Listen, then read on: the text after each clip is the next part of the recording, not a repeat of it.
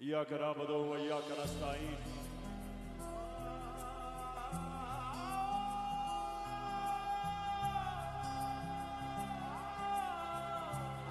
Hello जी टेक्सला माशाल्लाह। मैं आपके पहले तो शानदार इस्तकबाल का शुक्रिया अदा करना चाहता हूं, लेकिन उसके अलावा मैं जो आपके अंदर शऊर देख रहा हूं उसका सलाम करना चाहता हूं आपको। और आज मैं अपनी बहनों को खास तौर पे खुशामदीद कहता हूं। कभी मैंने इतनी तादाद में टेक्सला में इतनी तादाद में ख्वातीन नहीं देखी, और ये बड़ा अच्छा हमारी आजादी की तारीख में ये एक बड़ी खुशाइन चीज है। अच्छा, मैं सरवर खान सबसे पहले मैं आज आपके टेक्सला के कौम के सामने, सरवर खान आप मेरे साथ हर मुश्किल वक्त में खड़े रहे हैं।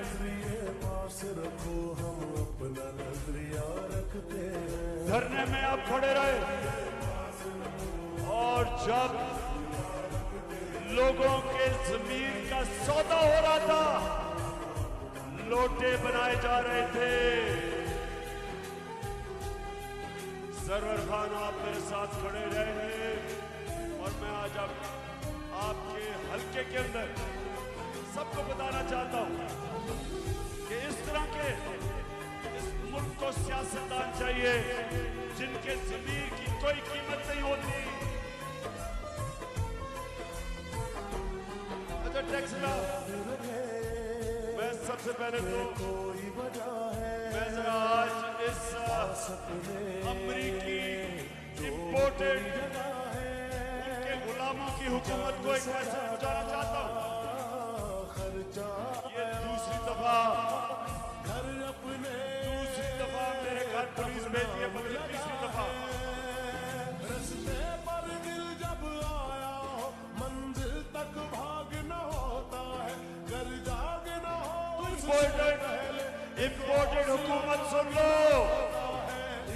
ये बजाय ये धमकियां देने के पकड़ के जेल में डाल ही दो। सोच पे है मीनार बना, वो सोच। और मैं ये आज आपको अपनी सारी कौम को गवाह बना के इस इंपोर्टेड हुकूमत को एक पैगाम देना चाहता हूं कि इस मुल्क में जो हकीकी आजादी की तहरीक चल पड़ी है, तुम जितने मर्जी लोगों को जेलों में डालोगे, तुम्हारे पास उतने जेल नहीं। कौन तैयार है? मैं भी तैयार हूं, जेलों के लिए मेरी कौम भी तैयार है।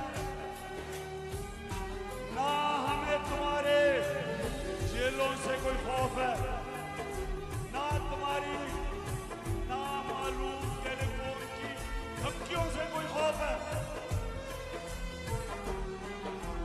और ना ये जो हर दूसरे दिन हमें डराने की कोशिश की जाती है। सब सुन लो, पाकिस्तानी कौम ने खौफ का पुल तोड़ दिया है, और बड़ा ला इलाहा इल्लल्लाह मेरी कौम के दिलों में चला गया। साथ में आता है और मिलकर जिसके दिल में ला इलाहा इल्लल्लाह चला जाए, सोच के आए हैं, जिसका ईमान ला इलाहा इल्लल्लाह पे खड़ा हो जाए, सोच पे है मीनार। वो किसी के सामने सवाए अल्लाह के झुकता नहीं है। वो सोच संभाल भी सकते हैं। ये कौम आज तैयार है, नजरिए पास रखो, मेरी कौम तैयार है। पहले बताओ टेक्सला तैयार हो?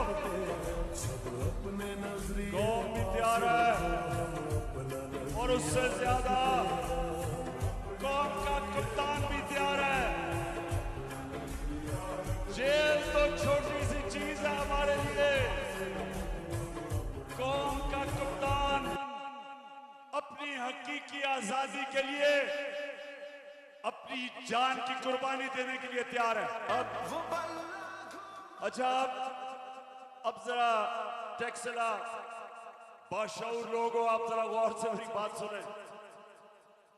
हुकूमत ने आज ये जो इंपोर्टेड हुकूमत है, मैं इनको ये कहता रहा कि ये अमेरिकी साजिश के तहत आए और मैंने 28 मार्च को एक मुरासला दिखाया सारी कौम को, जिसके अंदर साजिशबाजी थी। कि साजिश क्या थी कि अमेरिकी अंडर सेक्रेटरी ऑफ स्टेट ने हुक्म दिया पाकिस्तानी एम्बेसडर को कि इमरान खान को हटाया जाए अपने एतमाद में, और उसके बाद उसने ये भी कहा कि अगर इमरान खान को हटा दिया अपने एतमाद में और अगर तुम चेरी ब्लॉसम को ले आए तो माफ कर दिया जाएगा पाकिस्तान को। अब डीजल पे बाद में आता हूं डीजल पे। सुने जरा, डीजल पे बाद में आता हूं। तो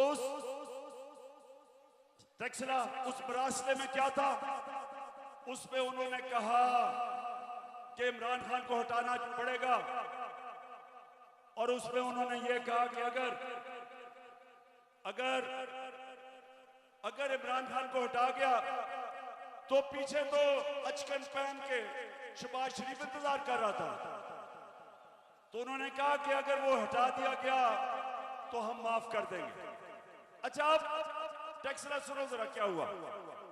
मैं सारी जगह मुरासला लेके दिखाया, भी नेशनल सिक्योरिटी काउंसिल में लेके गया, मैंने असेंबली में भिजवाया, स्पीकर ने चीफ जस्टिस को भिजवाया, उसके अलावा प्रेसिडेंट ऑफ पाकिस्तान ने चीफ जस्टिस को भिजवाया कि इंक्वायरी होनी चाहिए।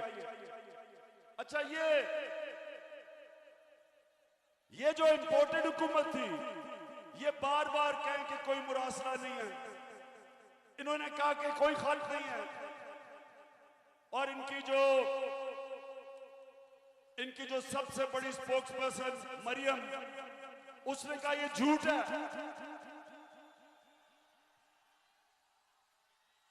तो अब अच्छा, इनके साथ मीडिया भी मिल गया। इनके जो लिफाफे वाले पैसे लेके जमीर बेचने वाला जो मीडिया के लोग थे, उन्होंने भी कहा मुरासला नहीं है। फिर क्या हुआ, और मीडिया इनके कंट्रोल में, मीडिया में जो हमारी हिमायत करता है उनको धमकियां, सोशल मीडिया के ऊपर पकड़ के नौजवानों को जेलों में। तो इन्होंने कहा कि जनाब कोई मुरासला नहीं है, और वो दब गया। अब मैं चेरी ब्लॉसम साहेब आपका शुक्रिया अदा करता हूं, और मरियम जो सच नहीं बोल सकती, आपका भी शुक्रिया अदा करता हूं कि इन्होंने मुरासले को उठा दिया। अब मुरासले साइफर को इन्होंने उठा दिया, और शुक्र कि सारी कौम को अब सबके सामने आ गया कि वो वाकई जो मैं कह रहा था वो सच है। अब नहीं, नया ड्रामा हो रहा है मेरी बहनों, सुनो। नया ड्रामा क्या है कि वो जी साइफर गुम गया,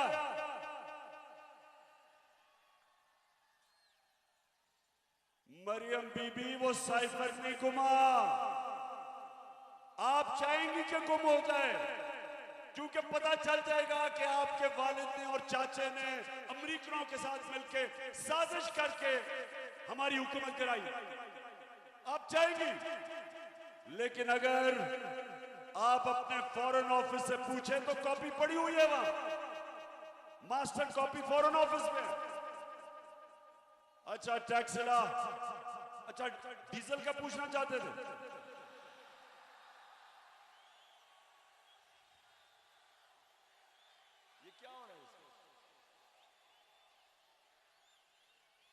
डीजल का अब ये हुआ क्या? हमारी हुकूमत कराई गई, नौजवानों पता है इन्होंने किस वजह से कहा कि जनाब इमरान खान की हुकूमत को जाना चाहिए? क्या वजह थी? महंगाई। इन्होंने कहा इमरान खान ने महंगाई कर दी, और वो कैंपेन टांगने वाला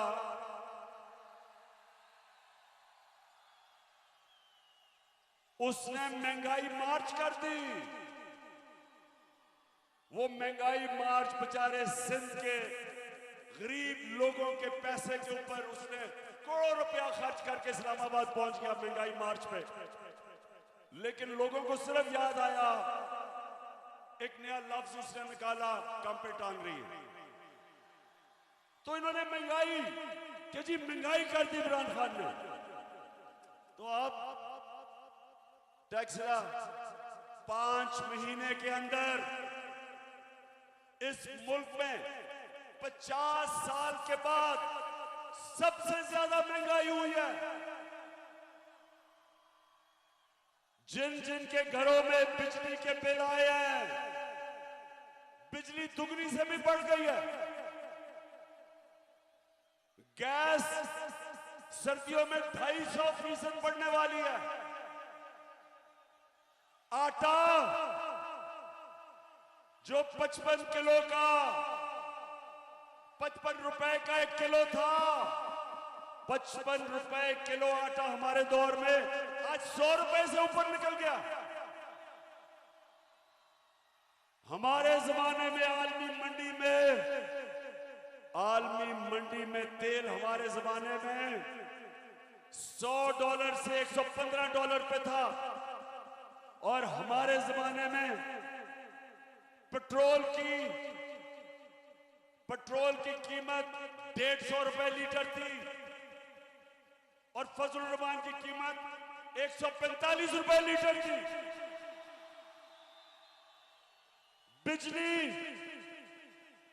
बिजली 16 रुपए यूनिट थी।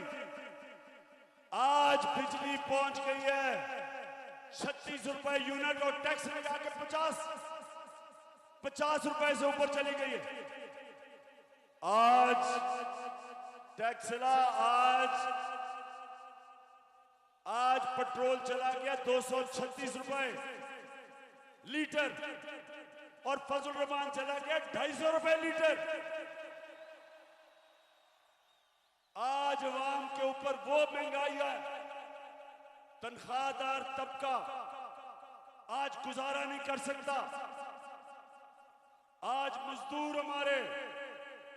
आज हमारे सरकारी नौकर, पुलिस वाले, सारे पाकिस्तान के तनख्वाहदार लोग, आज उनकी तनख्वाहें पूरी नहीं हो रही।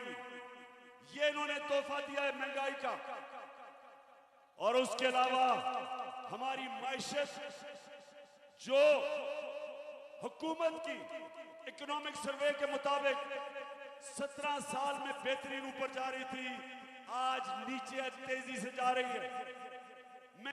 हमारी मायशत, जो हुकूमत की इकोनॉमिक सर्वे के मुताबिक 17 साल में बेहतरीन ऊपर जा रही थी, आज नीचे तेजी से जा रही है। महंगाई उस्मानों पे, बेरोजगारी बढ़ रही है, मायशत नीचे। और ये था तोहफा इस इंपोर्टेड हुकूमत का। और इसलिए मैं टैक्सला आपके पास क्यों आया हूं, मैं सारे पाकिस्तान में क्यों जा रहा हूं, कि ये वक्त है कि मेरी कौम इस जुल्म के निजाम के खिलाफ खड़ी हो। इन लोगों ने सवाए महंगाई, बेरोजगारी, मायशत की तबाही, एक काम किया, अपने करप्शन के केसेस माफ करवा रहे हैं। शहबाज शरीफ 16 अरब रुपए का FIA का चोरी, 8 अरब रुपए TT के केस नैब में, नैब भी अपनी हो गई, FIA भी अपनी हो गई, और केसेस इनके खत्म हो रहे हैं। वो मरियम मैच फिक्स हुआ, प्रोसिक्यूशन भी अपनी और अपना केस माफ करवा लिया, कानून बदल दिए। मैं टैक्सला के लोगों और पाकिस्तान के लोगों जो देख रहे हो, आज सब एक चीज समझ जाओ, टैक्सला एक चीज समझ जाओ, मेरी बहनें आप भी समझ जाए कि क्यों मैं इस कौम को निकालने लगा हूं सड़कों पे। मैं क्यों निकालने लगा हूं?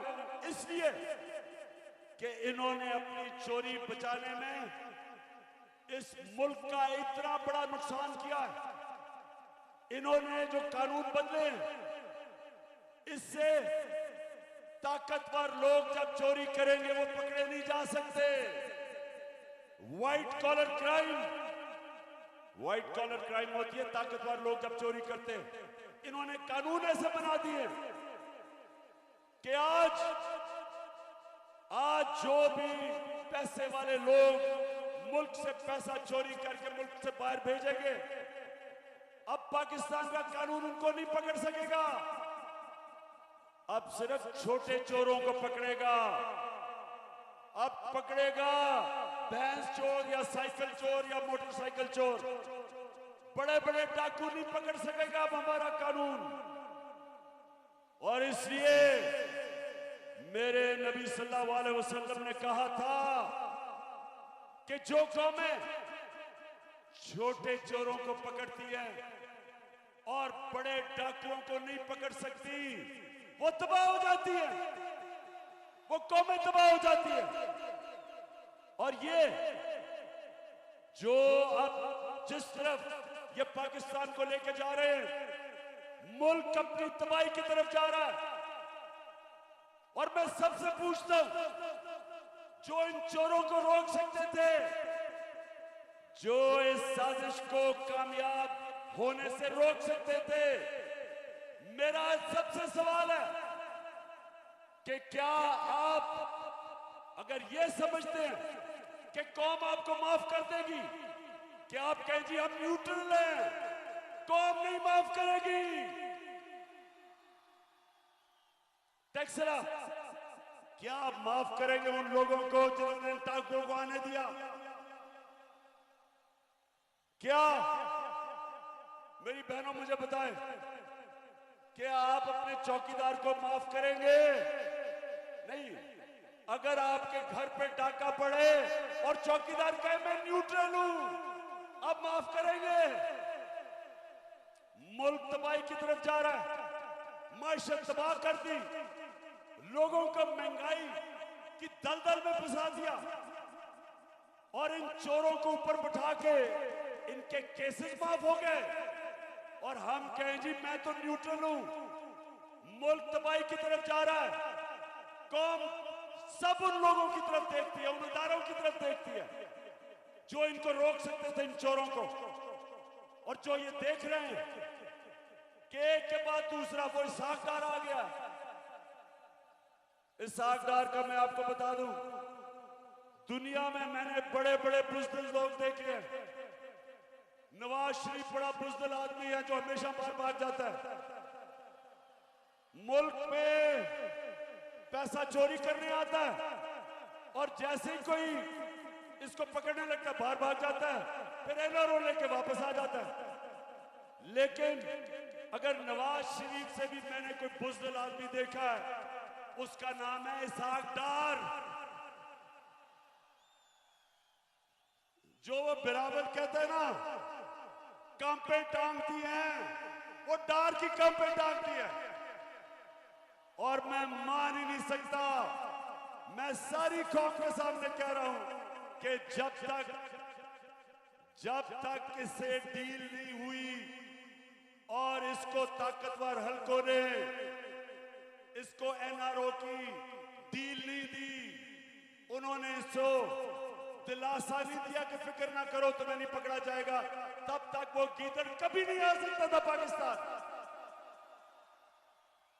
तो मैं आज फिर कहता हूं कि ये मेरे नबी सल्लल्लाहु अलैहि वसल्लम ने एक कौम की तबाही का रास्ता बता दिया था आज से 1500 साल पहले, कि जो कौमें बड़े बड़े डाकुओं को नहीं पकड़ सकती, और सिर्फ छोटे चोरों को पकड़ती है, वो मर जाती है, कौमें तबाह हो जाती है। ये है हमारी तबाही का रास्ता कि चुन चुन के ये डाकू अरबों रुपए की चोरी इन्होंने किया। इन्होंने जो एनआरओ लिया है, टैक्सला जो इन्होंने एनआरओ लिया है यानी चोरी माफ करवाई है, वो इस कौम का कितना पैसा था? 1100 अरब रुपया, 1100 अरब रुपया इस कौम का माफ करवाया।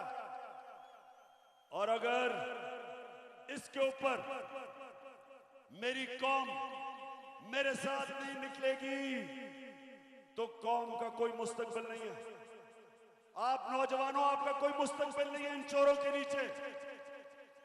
जिस कौम में इस तरह के लोग ऊपर बैठ जाए उस कौम का कोई मुस्तकबिल नहीं।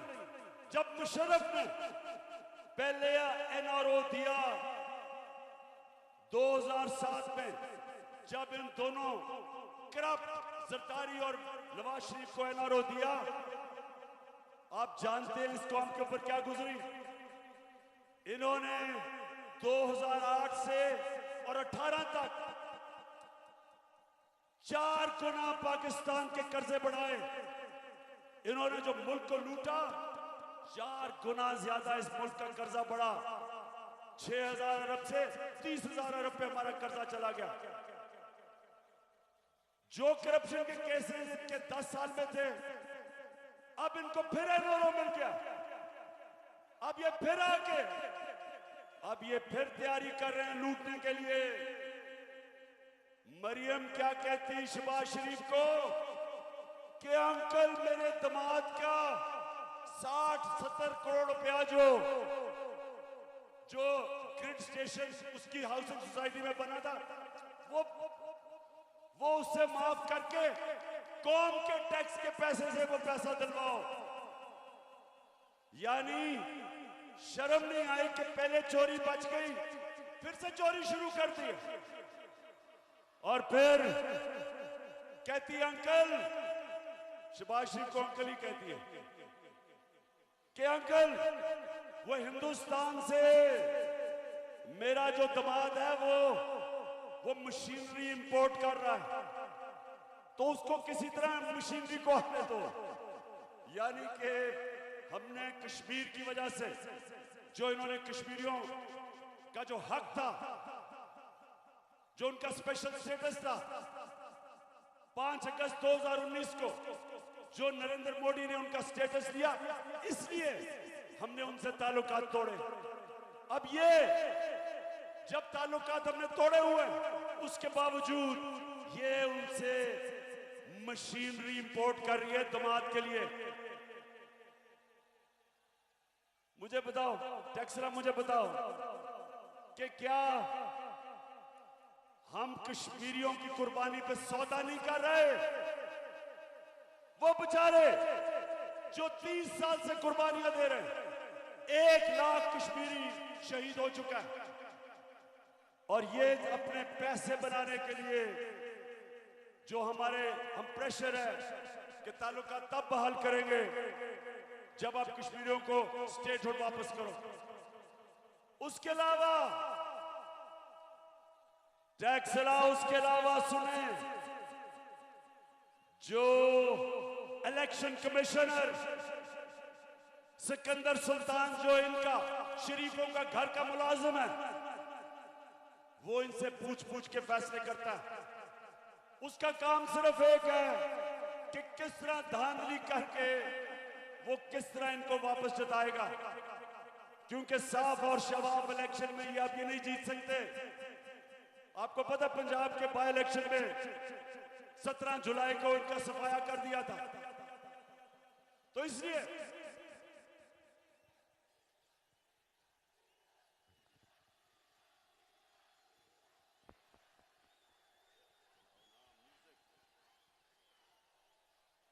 हाँ, तो टैक्सला आप पहले बताओ तैयार हो आप? हाँ टैक्सला, अच्छा टैक्सला थके तो नहीं? हाँ मैं बस चेक कर रहा था। बहनें तो इतने बिल्कुल ही थकी, माशाल्लाह जुनून उनका कायम है। अच्छा टैक्सला, अब मैं आप सबके सामने जो मेरा प्लान इस मुल्क में हकीकी आजादी के लिए जो मैं अब मार्च इस्लामाबाद की तरफ जो मेरा प्लान बन रहा है उसमें मैं आप सबको शामिल करना चाहता हूं। आपने सबने तैयारी करनी है, सबने तैयारी करनी है, क्योंकि टैक्सला जंजीरें गिरती नहीं है, जंजीरें गिरती नहीं है, तोड़नी पड़ती है। टैक्सला आजादी, आजादी कोई प्लेट में रख के नहीं देता, आजादी छीननी पड़ती है। ये जो ऊपर मुसल्लत किए हुए हैं और जो इनके हैंडलर्स हैं, सब तैयार हो जाओ। मैं आज अपनी सारी कौम को पैगाम दे रहा हूं, जिधर भी आप हो, आप ये याद रखो कि ये एक तहरीक बनी, पाकिस्तान बनाने के लिए एक तहरीक थी, तहरीक पाकिस्तान, और ये उसके बाद 75 साल के बाद ये पाकिस्तान को हकीकी तौर पे आजाद करने के लिए अब ये दूसरी तहरीक है। हमने अपने आप को आजाद करवाने के लिए ये सारे बुत तोड़ने हैं। खौफ का बुत सबसे पहले, और ये जो चोर हमारे पर मुसल्लत किए हैं, इनसे अपने आप को आजाद करने के लिए, हमेशा के लिए, ये हमारा दूसरी मिशन है। और तीसरी चीज, मुल्क में सुन लो टैक्सला, कानून की बालादस्ती कायम करने के लिए, जिसको कहते हैं रूल ऑफ लॉ, इंसाफ लाने के लिए। आज तक क्यों नहीं इंसाफ आया? क्यों नहीं इंसाफ आया आज तक पाकिस्तान में? क्योंकि ताकतवर अपने आप को कानून के नीचे नहीं लाना चाहता, वो अपने आप को कानून से ऊपर रखना चाहता है। मेरे नबी सल्लल्लाहु अलैहि वसल्लम के पास जब लोग आए और उन्होंने कहा, जब लोग आए और उन्होंने कहा कि या नबी, एक कुरैश की लड़की को चोरी करने पर सजा मिल गई है। उन्होंने कहा कुरैश की लड़की को चोरी के ऊपर सजा मिल गई है, तो नबी इसको माफ कर दे। तो मेरे नबी सल्लल्लाहु अलैहि वसल्लम ने कहा कि मेरी अगर बेटी भी होती उसको भी मैं सजा देता, कानून के ऊपर कोई नहीं। यानी रूल ऑफ लॉ। जो कौम, पाकिस्तानियों सुन लो, कौमें जो खुशहाल हैं, कौमें जो तरक्की कर रही हैं, उन सारी कौमों के अंदर कानून की बालादस्ती है। और जो कौमें गरीब हैं, जो कौमें इस वक्त गुर्बत में फंसी हुई हैं, महंगाई में, वो कौमें जिनसे लोग तरसते हैं मुल्क से बाहर नौकरियां लेने जाने के लिए, वो सारी कौमों के अंदर यही है जो आज पाकिस्तान में। अमीर के लिए एक कानून, वो चोरी करे तो एनआरओ, और गरीब चोरी करे तो जेल में। वो सारी कौमों का मसला ये है कि ताकतवर कानून के नीचे नहीं आना चाहता। जो भी मुल्क का ताकतवर है वो अपने आप को कानून से ऊपर समझता है, इंसाफ नहीं आने देता, इंसाफ नहीं होने देता। तो टैक्सला के नौजवानों, इसलिए अल्लाह ने हमारे ऊपर जहाद फर्ज की हुई है। सुन लो टैक्सला, हमारे ऊपर अल्लाह ने जहाद फर्ज क्यों किया? उसने जहाद क्या है कि जुल्म का मुकाबला करना है, नाइंसाफी का मुकाबला करना है, इसको जहाद कहते हैं। आपने जुल्म के बुत के सामने सर नहीं झुकाना। आपने जालिम से खौफजदा नहीं होना, क्योंकि अगर आप जुल्म के सामने नहीं खड़े होंगे, माशरे में जुल्म बढ़ जाएंगे। जब आप जालिम का मुकाबला करते हैं, आप अपने ऊपर से आपको जुल्म से आजाद कर देते। ये हकीकी आजादी की तहरीक दरअसल मेरे मुल्क के मुस्तकबिल की तहरीक है। दरअसल ये मेरे नौजवानों के लिए है, ये मेरे आने वाली नस्लों के लिए है, और इसमें आप सबसे मेरे साथ चलना है। आपका कप्तान तैयार है जहाद के लिए, आपने सबने मेरी टीम बनना है और इंशाल्लाह जिताऊंगा आपको। ये जो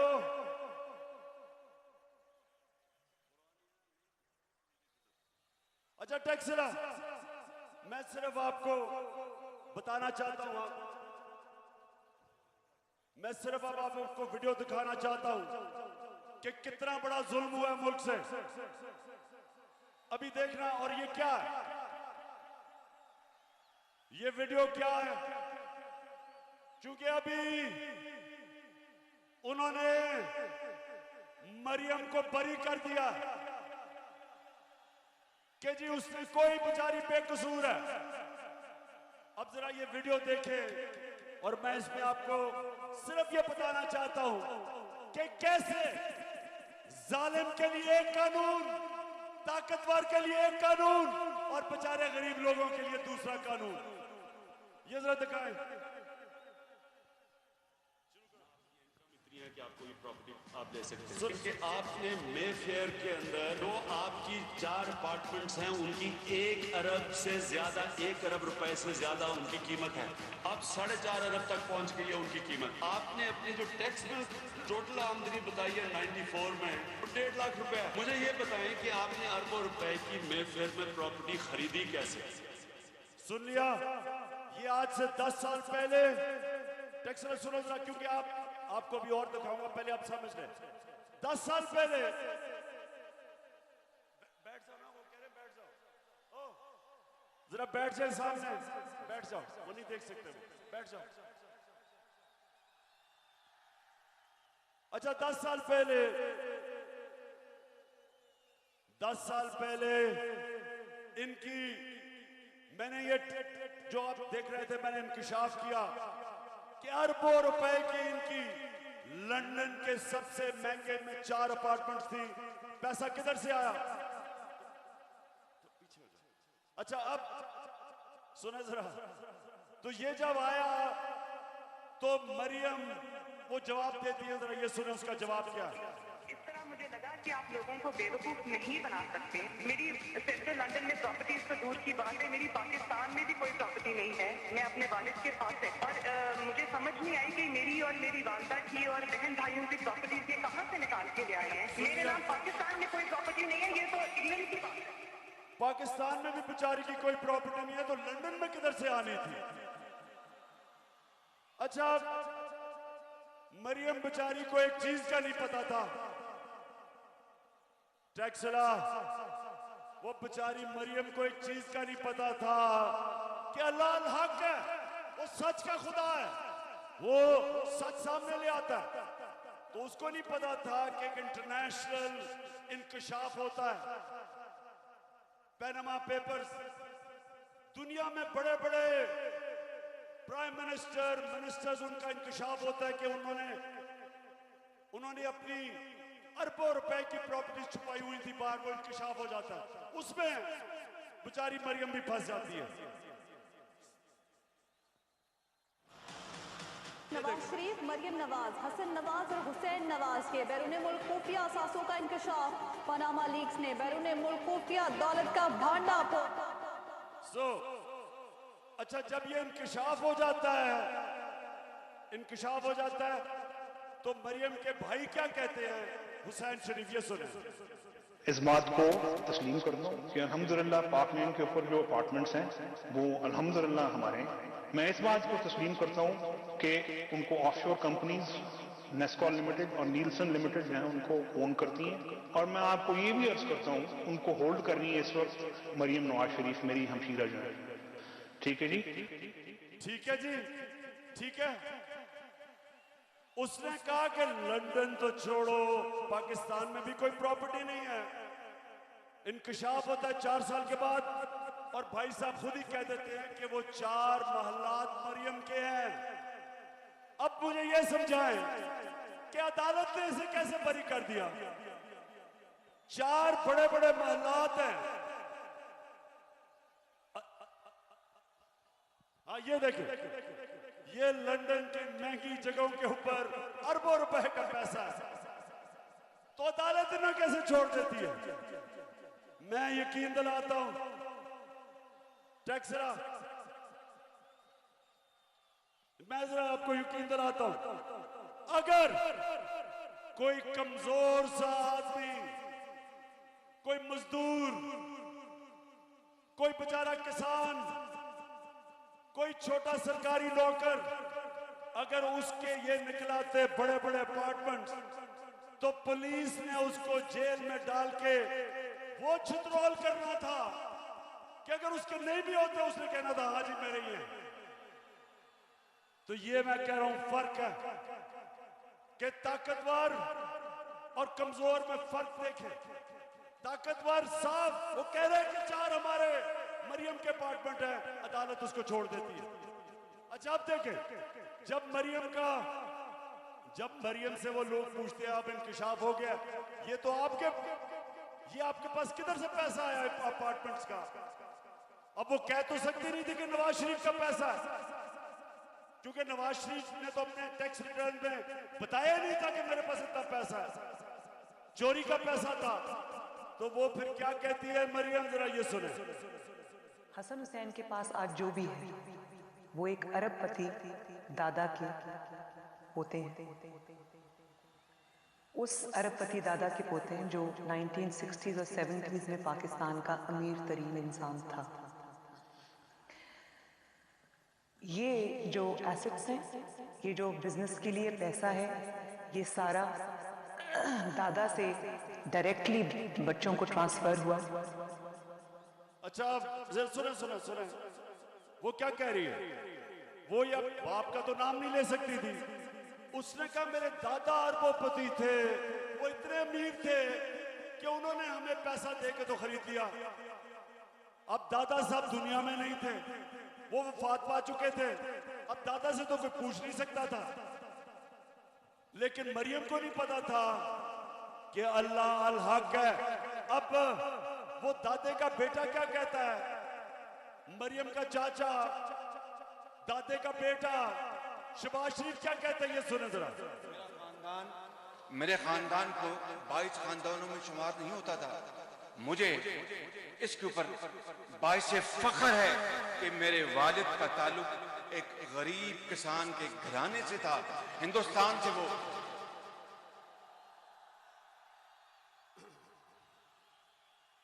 अच्छा टैक्सला, मैं जो आपको समझा रहा हूं आपको समझ आ गई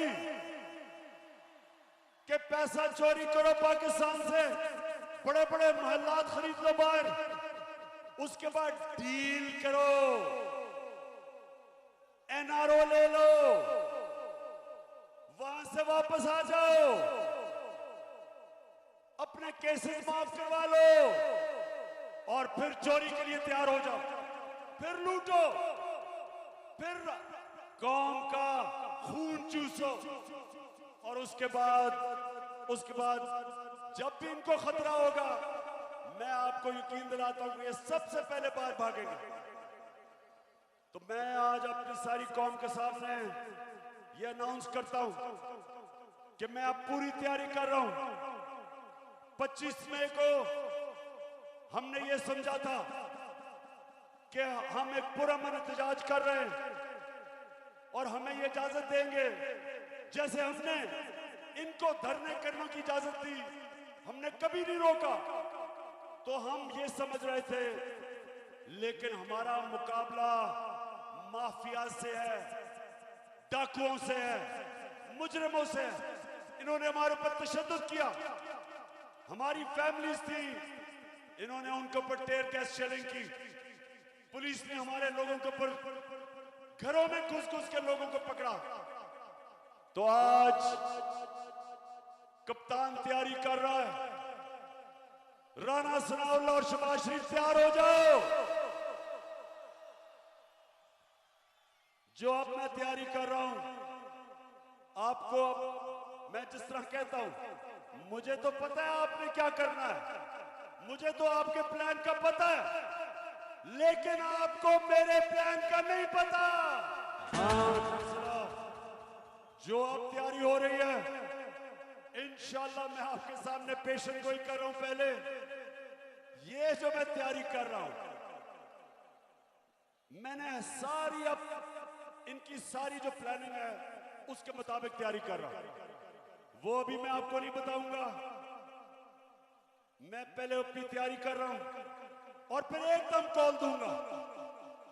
आप सबने तैयार होना है, सबने तैयार होना है और इंशाअल्लाह अपने मुल्क को हम हकीकी तौर पे आजाद करेंगे। और तब जब कानून की बालादस्ती कायम होगी, जब कानून की हुक्मरानी होगी, जब अदल और इंसाफ होगा,